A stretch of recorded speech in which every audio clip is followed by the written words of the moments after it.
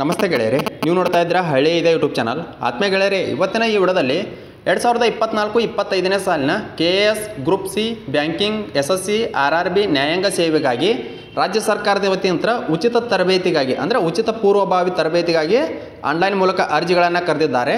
ಅರ್ಜಿಗೆ ಸಂಬಂಧಿಸಿದಂತೆ ಪ್ರತಿಯೊಂದು ಮಾಹಿತಿಯನ್ನು ಈ ವಿಡಿಯೋದಲ್ಲಿ ನೋಡುವುದಾದರೆ ಸಮಾಜ ಕಲ್ಯಾಣ ಇಲಾಖೆ ಇಂದಿರಾ ಗಾಂಧಿ ವೃತ್ತಿ ಅಭಿವೃದ್ಧಿ ಕೇಂದ್ರದಿಂದ ಈ ಅರ್ಜಿಗಳು ಪ್ರಾರಂಭ ಆಗಿದ್ದಾವೆ. ನೀವು ಪರಿಶಿಷ್ಟ ಜಾತಿ ಪರಿಶಿಷ್ಟ ಪಂಗಡದ ಅಭ್ಯರ್ಥಿಗಳಾಗಿದ್ದರೆ ಈ ಯೋಜನೆಯ ಲಾಭವನ್ನು ಪಡೆದುಕೊಳ್ಳಬಹುದಾಗಿರ್ತದೆ. ಇಲ್ಲಿ ನೋಡ್ಬೋದು 2024-25ನೇ ಸಾಲಿನ ಸಮಾಜ ಕಲ್ಯಾಣ ಇಲಾಖೆ ಇಂದಿರಾ ಗಾಂಧಿ ವೃತ್ತಿ ಅಭಿವೃದ್ಧಿ ಕೇಂದ್ರದ ಮೂಲಕ ಪರಿಶಿಷ್ಟ ಜಾತಿ ಪರಿಶಿಷ್ಟ ಪಂಗಡದ ಅಭ್ಯರ್ಥಿಗಳಿಗೆ KS group C banking SSC RRB ನ್ಯಾಯಾಂಗ ಸೇವೆ ಪೂರ್ವಭಾವಿ ತರಬೇತಿಗೆ ಆಯ್ಕೆ ಮಾಡುವ ಸಂಬಂಧ ಅರ್ಹ ಅಭ್ಯರ್ಥಿಗಳಿಂದ ಆನ್ಲೈನ್ ಮೂಲಕ ಅರ್ಜಿಗಳನ್ನು ಆಹ್ವಾನಿಸೋ ಬಗ್ಗೆ ಅಂತೇಳಿ ಈಗಾಗಲೇ ಅರ್ಜಿಗಳು ಕೂಡ ಪ್ರಾರಂಭ ಆಗಿದ್ದಾವೆ. ಆದಷ್ಟು ಬೇಗನೆ ಅರ್ಹರಿರುವ ಎಲ್ಲ ಅಭ್ಯರ್ಥಿಗಳು ಅರ್ಜಿಗಳನ್ನು ಸಲ್ಲಿಸ್ರಿ. ಇಲ್ಲಿ ನೋಡ್ಬೋದು KS group C banking SSC RRB ನ್ಯಾಯಾಂಗ ಸೇವೆಗೆ ಪೂರ್ವಭಾವಿ ತರಬೇತಿಗೆ ಪರಿಶಿಷ್ಟ ಜಾತಿ ಪರಿಶಿಷ್ಟ ಪಂಗಡದ ಅಭ್ಯರ್ಥಿಗಳನ್ನು ಸಾಮಾನ್ಯ ಪ್ರವೇಶ ಪರೀಕ್ಷೆ ನಡೆಸಿ ಪ್ರವೇಶ ಪರೀಕ್ಷೆಯಲ್ಲಿ ಗಳಿಸಿದ ಅಂಕಗಳ ಮೇಲೆ ನಿಮ್ಮನ್ನು ಆಯ್ಕೆ ಮಾಡಲಾಗ್ತದೆ ಅಂತ ಹೇಳಿದ್ದಾರೆ. ಅಂದರೆ ಇವರು ಈ ಹುದ್ದೆಗಳಿಗೆ ನೀವು ಯಾವ ಹುದ್ದೆಗೆ ಎಲಿಜಿಬಲ್ ಇದ್ದೀರಿ, ಯಾವ ಹುದ್ದೆಗೆ ತರಬೇತಿಯನ್ನು ಪಡ್ಕೋಬೇಕನ್ನತ್ತೀರಿ, ಆ ಹುದ್ದೆಗೆ ಅರ್ಜಿ ಸಲ್ಲಿಸಿ ನಿಮಗೆ ಸಾಮಾನ್ಯ ಪ್ರವೇಶ ಪರೀಕ್ಷೆಯನ್ನು ನಡೆಸ್ತಾರೆ. ಪ್ರವೇಶದಲ್ಲಿ ಗಳಿಸಿದ ಅಂಕಗಳ ಆಧಾರದ ಮೇಲೆ ನಿಮಗೆ ಉಚಿತ ತರಬೇತಿಯನ್ನು ನೀಡ್ತಾರೆ. ಜೊತೆಗೆ ಶಿಷ್ಯ ವೇತನವನ್ನು ಸರ್ಕಾರದಿಂದ ಮಂಜೂರಾದ ದರದಲ್ಲಿ ವಿದ್ಯಾರ್ಥಿಗಳ ಬ್ಯಾಂಕ್ ಖಾತೆಗೆ ನೇರವಾಗಿ ವರ್ಗಾಯಿಸಲಾಗುವುದು ಅಂತ ಹೇಳಿದ್ದಾರೆ. ಮತ್ತು ತರಬೇತಿಯ ವೆಚ್ಚವನ್ನು ತರಬೇತಿ ಸಂಸ್ಥೆಗಳಿಗೆ ಪಾವತಿಸಲಾಗುವುದು ಅಂತ ಕೂಡ ಹೇಳಿದ್ದಾರೆ. ಅಂದರೆ ನಿಮಗೆ ಪ್ರತಿ ತಿಂಗಳು ಶಿಷ್ಯ ವೇತನವೂ ಕೂಡ ಉಚಿತವಾಗಿ ಸಿಗ್ತಾ ಇದೆ, ತರಬೇತಿಯೂ ಕೂಡ ಉಚಿತವಾಗಿ ಸಿಗ್ತಾ ಇದೆ. ಆದ್ದರಿಂದ ಇದರ ಸದುಪಯೋಗವನ್ನು ಪರಿಶಿಷ್ಟ ಜಾತಿಯ ಪರಿಶಿಷ್ಟ ಪಂಗಡದ ವಿದ್ಯಾರ್ಥಿಗಳು ಪಡ್ಕೊಳ್ಬೋದಾಗಿರ್ತತಿ. ಇಲ್ಲಿ ಅತಿ ಪ್ರಮುಖವಾದಂಥ ಮಾಹಿತಿಗಳನ್ನು ನೋಡುವುದಾದ್ರೆ ಕೋರ್ಸ್ನ ವಿವರವನ್ನು ನೋಡುವನು. KS 7 ತಿಂಗಳ ತರಬೇತಿಯಾಗಿರ್ತತಿ. Group C banking RRB SSC ಮತ್ತು ಜುಡಿಕರಿ ಅಂದರೆ ನ್ಯಾಯಾಂಗ ವ್ಯವಸ್ಥೆ ಒಟ್ಟು 3 ತಿಂಗಳ ತರಬೇತಿಯಾಗಿರ್ತದೆ. ವಯಸ್ಸನ್ನು ನೋಡುವುದಾದ್ರೆ ನಿಮಗೆ 21ರಿಂದ ಕನಿಷ್ಠ 21ರಿಂದ ಗರಿಷ್ಠ 37 ವರ್ಷದ ಒಳಗಿರಬೇಕಾಗತ್ತೆ. ಕೋರ್ಸ್ನ ವಿವರವನ್ನು ನೋಡುವುದಾದ್ರೆ ಸರದಿ ತರಬೇತಿಗೆ ಪದವಿಯಲ್ಲಿ ಉತ್ತೀರ್ಣರಾಗಿರುವಂಥವರು ಅಥವಾ ಅಂತಿಮ ಸೆಮಿಸ್ಟರ್ನಲ್ಲಿ ವ್ಯಾಸಂಗ ಮಾಡುತ್ತಿರುವಂಥ ಅಭ್ಯರ್ಥಿಗಳು ಸಹ ಅರ್ಜಿಗಳನ್ನು ಸಲ್ಲಿಸಲು ಅರ್ಹರಿದ್ದೀರಿ ಅಂತ ಹೇಳಿದ್ದಾರೆ. ಅಂದರೆ ಈ ವರ್ಷ ಕೊನೆಯ ಪದವಿ ವರ್ಷವನ್ನು ಓದ್ತಾ ಇರುವಂಥ ಅಂತಿಮ ಸೆಮಿಸ್ಟರ್ ಅಂದರೆ 6ನೇ ಸೆಮಿಸ್ಟರನ್ನು ಓದುತ್ತಿರುವಂಥ ವಿದ್ಯಾರ್ಥಿಗಳು ಕೂಡ ಈ ಯೋಜನೆಯ ಲಾಭವನ್ನು ಪಡ್ಕೋಬೋದು. ಅಥವಾ ಈಗಾಗಲೇ ಪದವಿಯನ್ನು ಮುಗಿಸಿರುವಂಥ ವಿದ್ಯಾರ್ಥಿಗಳು ಕೂಡ ಈ ಯೋಜನೆಯ ಲಾಭವನ್ನು ನೀವು ಪಡೆದುಕೊಳ್ಬೋದಾಗಿರ್ತದೆ. ಆದರೆ ಆಯ್ಕೆ ಪ್ರಕ್ರಿಯೆಯಲ್ಲಿ ಪದವಿ ವ್ಯಾಸಂಗದ ಪೂರ್ಣ ಮುಕ್ತಾಯಗೊಳಿಸಿರುವ ಬಗ್ಗೆ ಅಧಿಕೃತ ದಾಖಲೆಯನ್ನು ಸಲ್ಲಿಸಬೇಕಾಗಿರ್ತದೆ. ಅಂದರೆ ಆಯ್ಕೆ ಪ್ರಕ್ರಿಯೆ ಹಂತದಲ್ಲಿರುವಾಗ ನಿಮ್ಮ ಪದವಿ ಪೂರ್ಣಗೊಂಡಿರಬೇಕಾಗತ್ತೆ.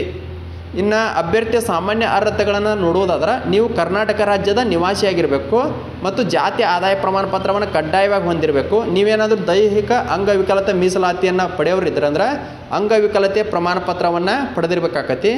ಏನಾದರೂ ವಿದ್ಯಾರ್ಥಿ ನಿಲಯ, ಕ್ರೈಸ್ತ ವಿದ್ಯಾರ್ಥಿ ನಿಲಯ, ಸಫಾಯಿ ಕರ್ಮಚಾರಿ ಮೀಸಲಾತಿ ಅಡಿಯಲ್ಲಿ ಅರ್ಜಿ ಸಲ್ಲಿಸೋರಿದ್ರಂದ್ರೆ ಅದರ ಪ್ರಮಾಣ ಪತ್ರವು ಕೂಡ ಇಲ್ಲಿ ನೀವು ಅಟ್ಯಾಚ್ ಮಾಡಬೇಕಾಗಿರ್ತೈತಿ. ಇನ್ನು ವಾರ್ಷಿಕ ಆದಾಯವನ್ನು ನೋಡುವುದಾದ್ರೆ ನಿಮ್ಮ ವಾರ್ಷಿಕ ಆದಾಯವು 5 ಲಕ್ಷಕ್ಕಿಂತ ಕಡಿಮೆ ಇರಬೇಕಾಗತ್ತೆ. ಅಂದರೆ 5 ಲಕ್ಷವನ್ನು ಮೀರಿರಬಾರ್ದು. ಅದಕ್ಕಿಂತ ಕಡಿಮೆ ಇರುವಂಥ ಸ್ಪರ್ಧಾರ್ಥಿಗಳು ವಿದ್ಯಾರ್ಥಿ ಮಿತ್ರರು ಈ ಯೋಜನೆಯ ಲಾಭವನ್ನು ಪಡ್ಕೊಳ್ಬೋದಾಗಿರ್ತೈತಿ. ಆಯ್ಕೆ ವಿಧಾನ ಯಾವ ರೀತಿಯಾಗಿರುತ್ತೆ ಅಂತ ನೋಡೋದಾದ್ರೆ ಅವರು ಸಾಮಾನ್ಯ ಪರೀಕ್ಷೆಯನ್ನು ನಡೆಸ್ತಾರೆ. ಅಂದರೆ ನೀವು ಅರ್ಜಿ ಸಲ್ಲಿಸಿದ ನಂತರ ಒಂದು ಸಾಮಾನ್ಯ ಪರೀಕ್ಷೆಯನ್ನು ನಡೆಸ್ತಾರೆ. ಪರೀಕ್ಷೆಯಲ್ಲಿ ಗಳಿಸಿದ ಅಂಕಗಳ ಆಧಾರದ ಮೇಲೆ ಆಯ್ಕೆ ಮಾಡ್ತಾರೆ. ಅಂದರೆ ಮೆರಿಟ್ ಆಧಾರದ ಮೇಲೆ ಕೌನ್ಸಿಲಿಂಗ್ ಮೂಲಕ ಅಭ್ಯರ್ಥಿಗಳನ್ನು ತರಬೇತಿಗೆ ಆಯೋಜನೆ ಮಾಡ್ತಾರೆ. ಇನ್ನು ಎಷ್ಟು ಶಿಷ್ಯ ವೇತನ ಸಿಗ್ತಾ ಇದೆ ಅಂತ ನೋಡೋದಾದರೆ ಇದು ಪ್ರತಿ ತಿಂಗಳು ಶಿಷ್ಯ ವೇತನವನ್ನು ನೀಡ್ತಾ ಇದ್ದಾರೆ.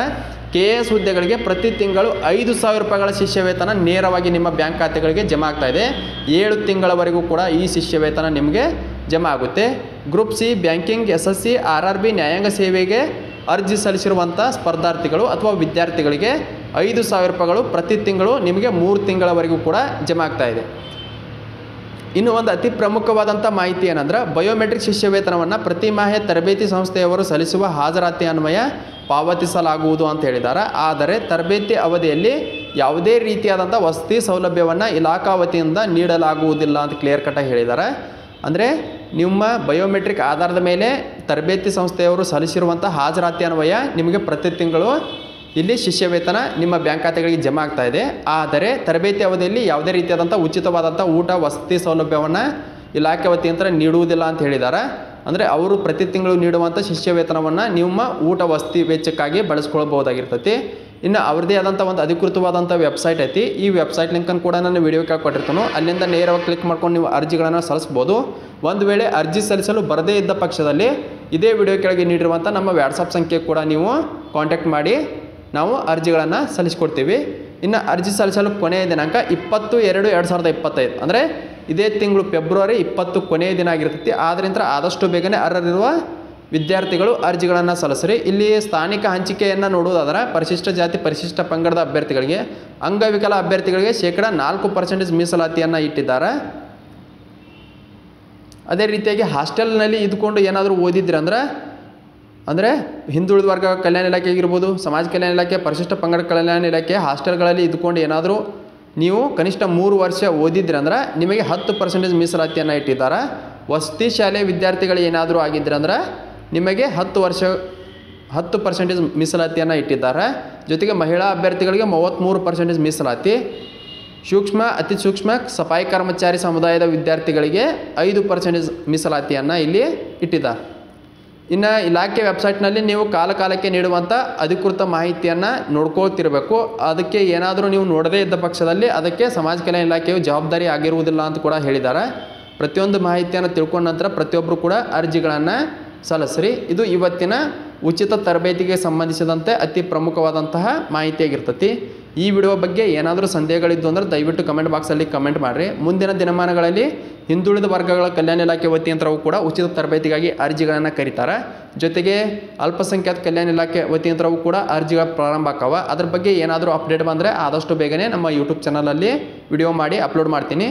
ಇದೇ ರೀತಿ ಹೆಚ್ಚಿನ ಮಾಹಿತಿಗಾಗಿ ದಯವಿಟ್ಟು ನಮ್ಮ ಯೂಟ್ಯೂಬ್ ಚಾನಲ್ನ ಸಬ್ಸ್ಕ್ರೈಬ್ ಮಾಡ್ಕೊರಿ ಅಂತ ಹೇಳ್ತಾ ಈ ವಿಡಿಯೋನ ಇಲ್ಲಿಗೆ ಮುಗಿಸ್ತಾ ಇದ್ದೀನಿ.